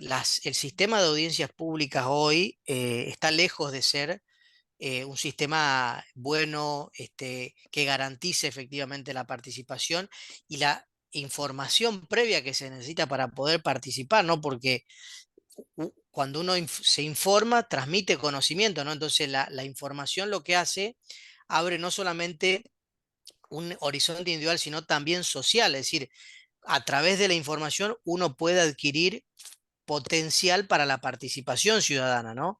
Entonces, por eso es que la participación, la información y la participación son como inescindibles, funcionan juntos, son dos caras de la misma moneda, ¿no? Entonces, eh, si yo no tengo la información adecuada, no puedo participar adecuadamente. Y esas son las dos cuestiones que hoy nosotros y ustedes también estamos viendo en cada uno de los proyectos que se discuten en nuestro país, ¿no? Se hacen cortapisas de los proyectos, se informa con plazos totalmente irracionales para poder compulsar 1000, 2000, 3000 páginas, con muchos tecnicismos. Ahora, la participación hoy en nuestro sistema hay que intentar, aún con las deficiencias, con los errores y sin descuidar las calles y las movilizaciones, anotarse y participar, porque después, por el procedimiento formal que tienen, se hacen conclusiones, se hacen informes, cada autoridad de aplicación tiene que armar un informe final en donde se esbozan en términos generales no solamente las exposiciones, es decir, donde se transcriben, sino también se acercan conclusiones. Entonces, si las corporaciones petroleras, mineras, del agronegocio, por mencionar algunas, llevan su gente, movilizan a sus empleados, a sus contratistas, a sus proveedores, bueno, nosotros tenemos que hacer lo propio desde la sociedad civil, ¿no? Sabiendo que hay como de fondo, y con esto cierro, una enorme discusión que se está dando, no solamente en la configuración del Estado moderno, que desde que se creó esta parte fue mutando, fue cambiando, ¿no? Donde hoy no alcanza con el Estado de Derecho, sino que se necesita un Estado ecosocial, no alcanzan con progresismos extractivistas como estamos viendo en Latinoamérica, sino progresismos ecosociales, y no alcanza tampoco con una democracia representativa como está diseñada hoy en nuestra Constitución Nacional, sino más bien por una democracia participativa, ¿no? Pero bueno, esas son discusiones que se están dando con mucha resistencia, con muchas dificultades, y por eso es necesario también hacer pedagogía sobre esto, pero no solamente una pedagogía formal o en academia o en un taller, un curso, sino sobre todo en las calles, interpelando, yendo, o sea, interponiendo una demanda. Hoy la judicialización de los conflictos socioambientales son precisamente la forma que estamos encontrando las organizaciones para avanzar en la agenda de la transición, porque vemos que desde el Estado y las corporaciones no lo van a hacer de manera voluntaria. No es que hay de pronto un arrepentimiento del agronegocio o de las corporaciones petroleras que dice, bueno, vamos a empezar a hacer la transición, la quieren hacer cuando se agote el último recurso, ¿no? El último bien. Entonces somos nosotros y nosotras las que tenemos que avanzar e impulsar, ¿no? Y ahí hay como un montón de estrategias que hay que diseñar, ¿no? Sobre todo conciliar a los ambientalismos, a los feminismos, a las juventudes, a los movimientos obreros, a los movimientos sindicales, etcétera, etcétera, para confluir en una causa nacional que nos permita, ¿no? También eh, poder formar parte de una agenda pública el día de mañana, ¿no? Hoy estamos como en una gran encrucijada donde hay que decíamos, este consenso extractivista que se refrita de lo que fue Washington, el consenso de Washington en toda Latinoamérica, y que hoy hay una ratificación del consenso de Washington y por otro lado una ampliación del consenso de Beijing, ¿no? Con lo que es la nueva ruta de la seda de China, que trae más extractivismo, más... Entonces digo, el escenario es totalmente complejo, pero también está, hay que decirlo, el movimiento socioambiental y el resto de los movimientos que convergen hoy en la causa ambiental tienen muchas conquistas en la mochila, ¿no? Digo, como para dar también un ánimo de esperanza.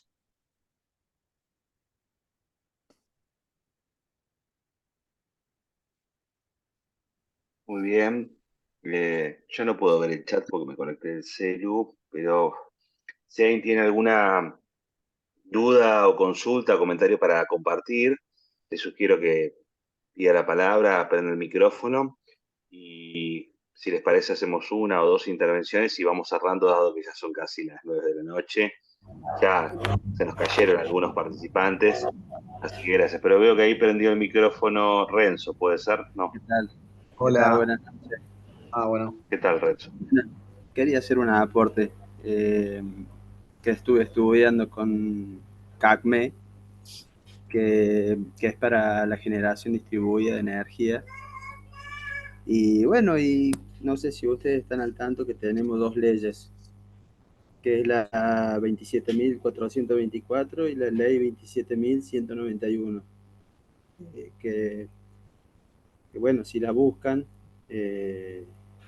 hay muchos objetos de jurisdicción, hay mucho para aportar, hay mucho trabajo encima, que es sobre todo de la transición energética, del uso de fuentes de energía renovable y todo eso. No sé si están al tanto.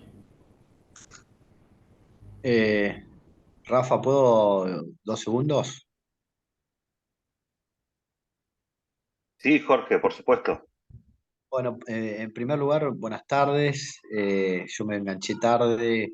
Agradezco, yo formo parte de una de las organizaciones de la Red de Universidades frente al Cambio Climático que organiza el seminario.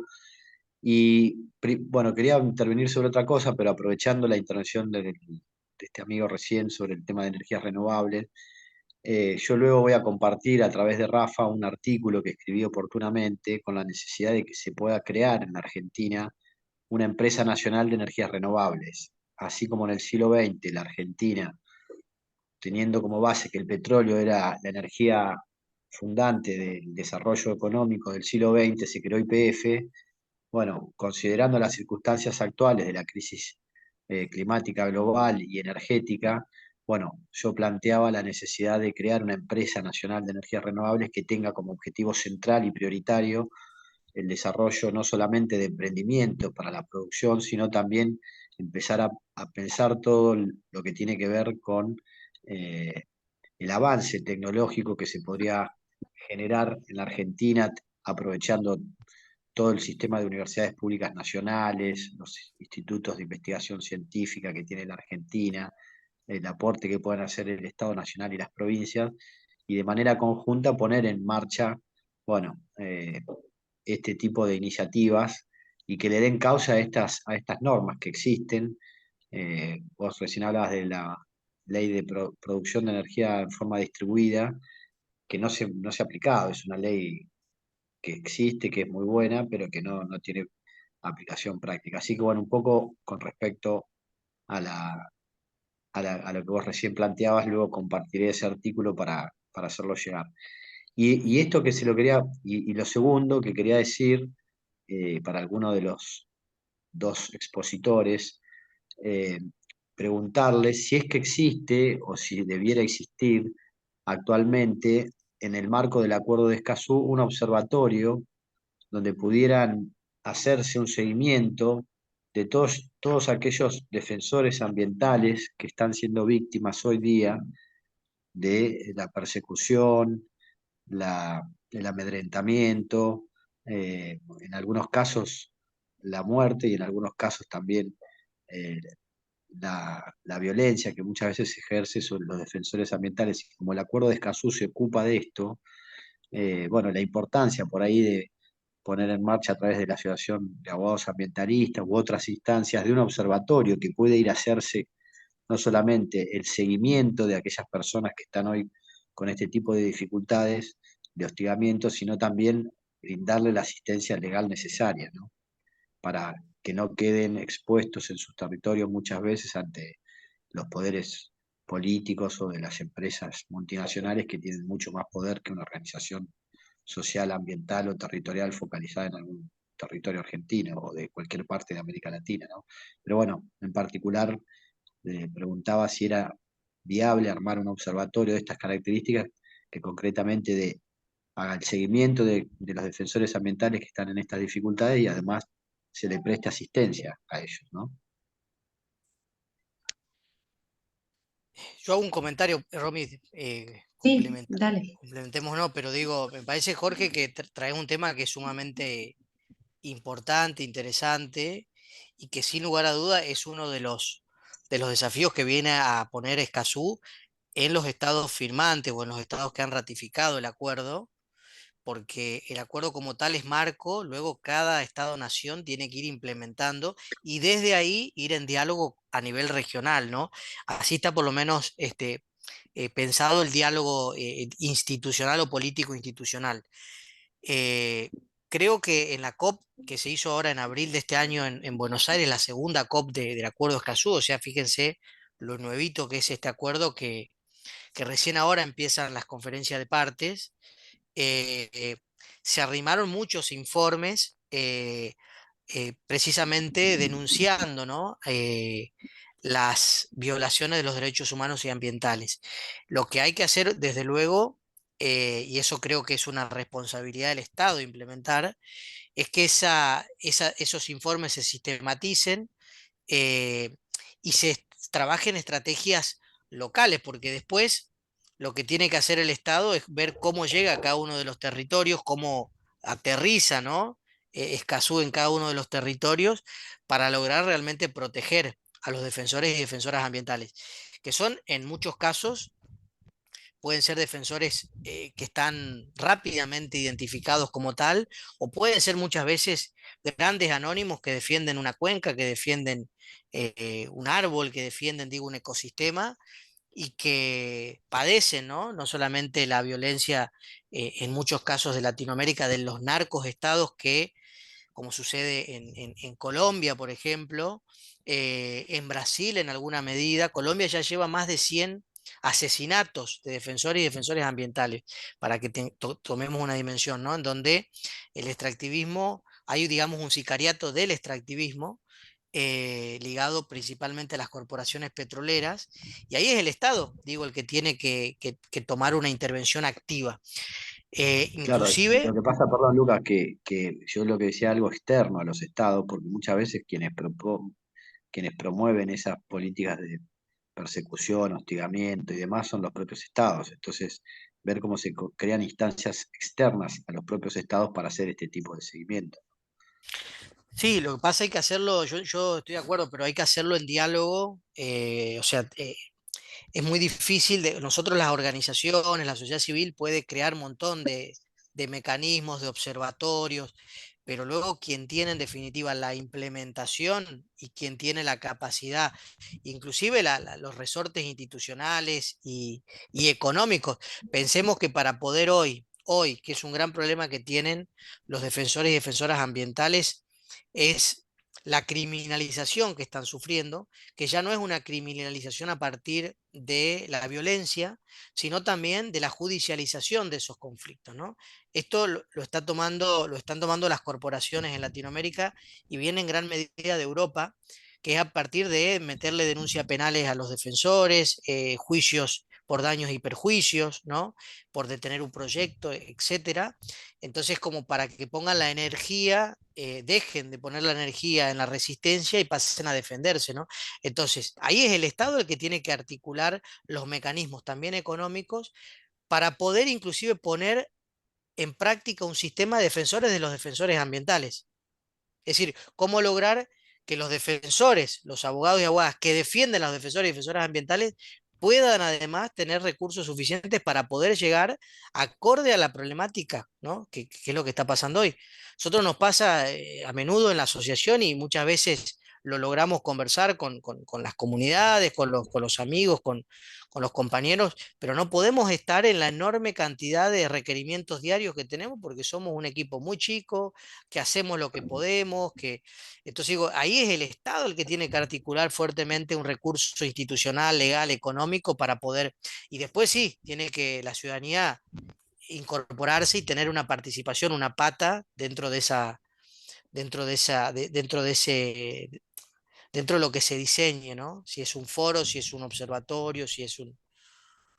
Ahí, pero Lucas, sí, estaba buscando, encontré un informe de abril de 2023, que es el primer informe que se hace, y el problema que tienen estas instancias internacionales es que son instancias de diálogo. Los países informan, se hacen informes, o sea, es un control, pero no es un control sancionatorio. O sea, ahí lo subí en el chat, es una página que se puede descargar. No pude, descargué el documento, pero no lo pude subir porque no me permitía, pero fácilmente se puede descargar el documento. Sí, hacemos unos informes muy lindos y también está la instancia de la Corte Interamericana, que es una instancia un poco más efectiva, más de una eficacia mayor, pero y creo que esa es la instancia que uno utiliza cuando se dan estos, o que yo utilizaría en el caso de los defensores ambientales. Sí, los estados realizan estos informes y quizás sean necesarios, pero no suficientes. Bueno, sí, gracias por la... ahí escribió la Titi Cristina Agüero, que está también conectada, que, bueno, enorme militante de No a la Mina Nesquel y que forma parte también del equipo de la asociación y del CAGE. Estuvieron junto con Rafa este año en la COP de Escazú en Buenos Aires. Nosotros somos totalmente críticos de las conferencias, cómo se están diseñando, cómo se están armando, pero por eso pero eso no impide, digamos, de que busquemos dentro de la institucionalidad democrática agotar todas las vías que hay, ¿no? Ahora, no nos podemos quedar solamente en la institucionalidad democrática y dejar de utilizar mecanismos de resistencia, ¿no? O sea, no solamente una movilización, una marcha, un corte, sino también cuando son necesarios judicializar esos conflictos, armar alianzas estratégicas, o sea, y sobre todo digo lo que estamos hoy necesitando, no solamente es alianzas nacionales, sino regionales y alianzas regionales desde el sur global con el norte, con organizaciones que estén comprometidas también a poder pensar desde el sur global, ¿no? Que las hay, ¿no? Eh, entonces, eso creo que es como claro, y está el plan de acción de la Argentina, dice la Titi. Claudio levantó la mano. Gracias. Gracias, Jorge. Sí, Disculpen, ya son las 9:05. Claudio, hacemos una última intervención y cerramos, ¿puede ser? totalmente. Bueno, simplemente hacer un comentario. Vengo escuchando cada una de las partes, todo lo que es Escazú, todo lo que es extractivismo, todo lo que es participación ciudadana y demás.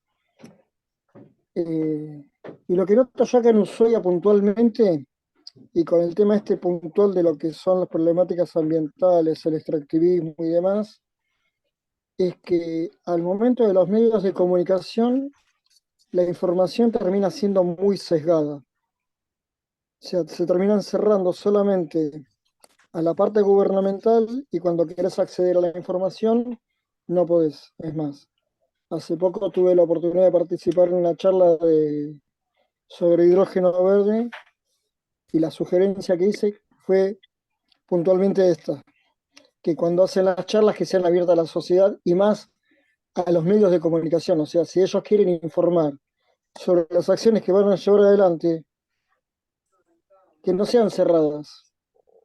Sugirieron que lo iban a tener en cuenta y que bueno, que la próxima iban a hacer una especialmente para medios. Gracias. Gracias, Claudio. Bueno, si les parece, damos por concluido el primer encuentro del jueves. Les agradecemos a todos y todas. Vamos a copiar la información del chat para tener el registro de los asistentes. Les recordamos que es importante, por no decir fundamental, que asistan a todos los encuentros a los fines de obtener la certificación de asistencia al seminario. Y bueno, vamos a estar en contacto con ustedes a través del correo electrónico. Recuerden que también por cualquier duda, consulta, pueden escribirnos también en los contactos que ya les hemos compartido. Y vamos a estar también subiendo más material bibliográfico a la carpeta de Drive para que puedan tenerlo en el contexto de cada uno de los encuentros del seminario, como así también de aquí en adelante esos materiales de libre circulación.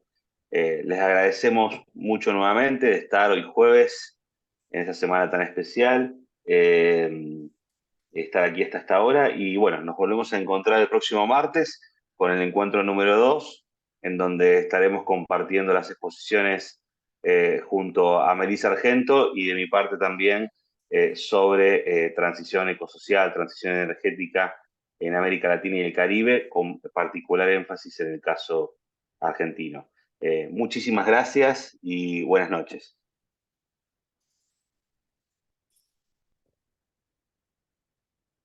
Chao, gracias. Buenas noches. Buenas Buenas noches. noches. Gracias. Un abrazo grande. Abrazo, Claudio. Chao, Claudio.